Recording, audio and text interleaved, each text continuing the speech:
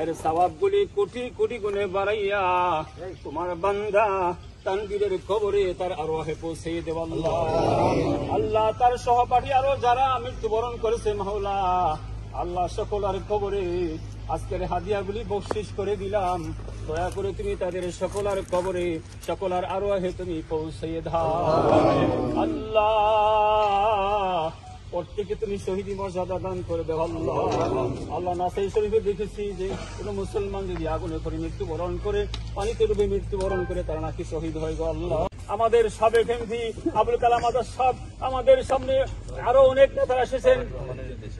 আয় আল্লাহ, আমাদের বাংলাদেশের আয় আল্লাহ সাবেক একজন আয় আল্লাহ রাষ্ট্রনায়ক ছিল, আল্লাহ শহীদ প্রেসিডেন্ট জিয়াউর রহমানের সুযোগ্য সন্তান, আল্লাহ সুযোগ্য সন্তান তারেক রহমানের নির্দেশে আল্লাহ তারা তাকে দেখার জন্য, তার কবর দেখার জন্য এসেছে মাওলা।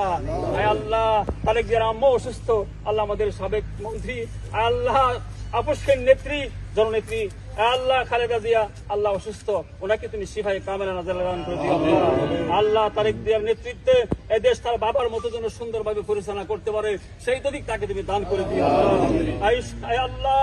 আয় রব্বুল আলামিন, এই কবরের মধ্যে আরো যারা শায়িত আছে সকলকে তুমি মাফ করে দিও আল্লাহ। আয় আল্লাহ, এই বিমান দুর্ঘটনায় যারা আহত হয়েছে, যারা হাসপাতালে মৃত্যুর শয্যায় আছে মাওলা, তাদেরকে তুমি শিফায়ে কামেলা নাজিলা দান করে দাও আল্লাহ। যাদের হায়াত শেষ হয়েছে মাওলা, তাদেরকে শহীদ হিসাবে আল্লাহ তুমি কবুল করে নিও, ঈমানী অবস্থায় মৃত্যু দিও আল্লাহ। রব্বুল আলামিন, আজকের মুনাজাত আল্লাহ তুমি কবুল করেছো, সে আশা নিয়ে তোমার মহান দরবার থেকে হাত নামাইতেছি মাওলা। আয় আল্লাহ, এই তানভীরের আত্মীয় স্বজন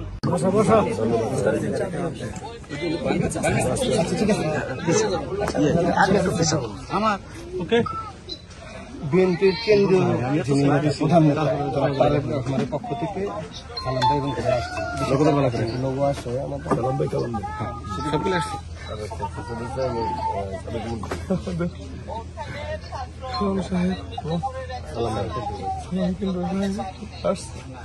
ওনাদের মাধ্যমে আমাদের বিমান বাহিনী বাংলাদেশ আমার তানভীরের মতো আর কোন শিশু যেন আগামী আমার মতো পুরো বাবা মায়ের পৌঁছে দিয়ে আর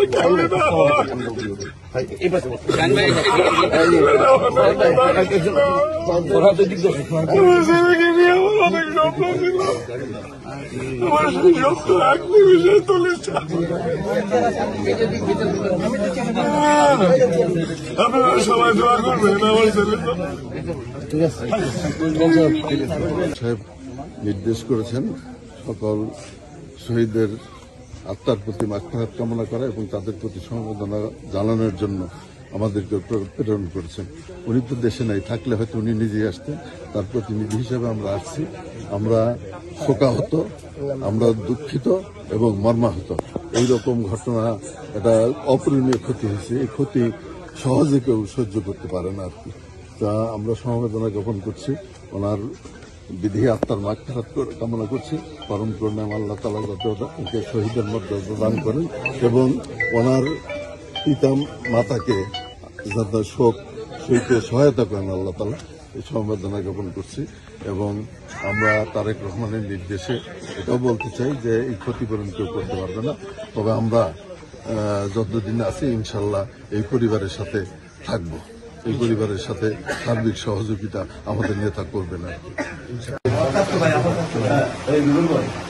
উনি কে ছিলেন তো নাকি আমাদের বিএনপির vice chairman Abdul Salam B2 ভাই জেলখানায় ছিল 17 বছর, ফাঁসিরাদের দিছিল, কিন্তু নাম সরকার ফাঁসিরাদের দিছিল।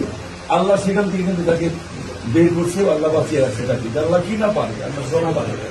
ধৈর্য ধারণ করবেন, আল্লাহর উপরে নির্ভর করবেন, ইনশাআল্লাহ আল্লাহই আপনাদের আমাদের ভারপ্রাপ্ত চেয়ারম্যান তারেক রহমান পাঠাইছিলেন, যেটাকে তারেক রহমান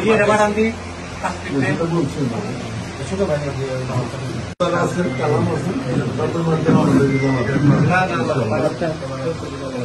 রুবেল ভাই, আমরা তো আছি, স্থানীয়ভাবে আমরা আছি। আমাদের নেতা তারেক রহমান সাহেব খোঁজখবর নিচ্ছে, আমাদের জিজ্ঞেস করছে কোথায় কি হয়েছে, যেখানে যে পিন্টু ভাই ঢোকা আছে। সেটা বড় হোক, আপনার যোগাযোগ রাখবেন আমাদের মধ্যে। পরে কথা দিচ্ছি।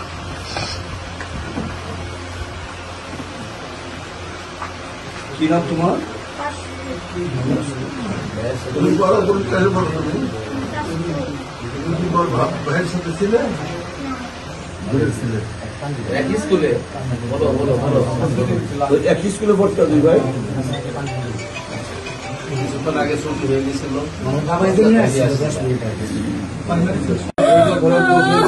এটা আল্লাহকে ডাক। বাংলাদেশের কেউ এই ঘটনা নিতে পারতেছে না। আমাদের নেতা তারেক রহমান সাহেব সাংঘাতিকভাবে মর্মাহত, দুঃখিত, শোকাহত এবং তিনি সমবেদনা প্রকাশ করছেন আপনাদের। বাংলাদেশের মানুষ বাংলাদেশের মানুষ কেউ এই ঘটনাটা ঘটে পারতেছে না। এই ক্ষতিপূরণ কে করবে? একমাত্র আল্লাহ ছাড়া টাকা পয়সা দিতে ক্ষতিপূরণ পাওয়া যাবে না। আল্লাহর উপরে নির্ভর করে করেন, আল্লাহ তাআলা মানুষকে অনেক